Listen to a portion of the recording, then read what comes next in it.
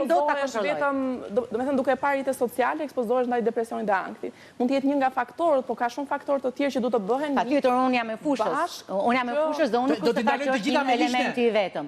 Patjetër që janë gjithmonë shumë faktorë për problematikat e shëndetit mendor. Por po themi që është një faktor, një problematik e rëndësishme. Sa do të ndikonte në minimizimin e është një problematik e rëndësishme. Pra, një faktor i rëndësishëm mediat sociale, që me daljen e teknologjisë janë shtuar këtë problematika, pra nga studiuesit, është studiuar çështja pse para 15-20 vjetësh nuk kemi pasur problematika kaq të shtuara tek moshat e reja, dhe pse me daljen e teknologjisë janë shtuar këtë problematika, dhe nga studimet ka dalë që mediat sociale të përdora pa kontroll, me orë të tëra, përfshirë dhe lorat, përfshirë dhe shumë gjërat të tjera që fëmijët modern kanë si vese sot, pra të themi kjo mënyrë të jetuarit sot, kanë ndikuar dhe përkeqëson shëndetin e tyre mendor. Po, këta të rinj që i përdorin janë rritur nga një brez i caktuar. Okej, pra prandaj dhe unë disa herë kam theksuar. Do me thënë nuk është se janë të vetë. Prandaj dhe unë disa herë kam theksuar.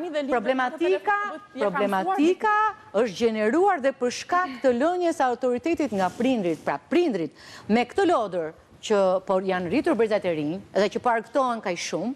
Po argëtohen edhe prindrit. Nuk është se është një platformë që është 50 vjeçare dhe prindi e ka kuptuar fillimisht se kush janë pasojat. Po, dhe për prindin kjo është diçka e re. Diçka e re.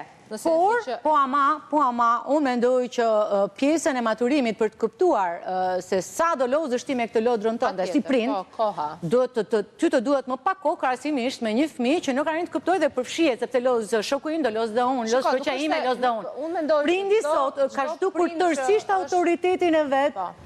Pikërisht mund të shikoj ndikimin edhe të fëmija vetë media sociale. Nuk është se duen 1 milion statistika.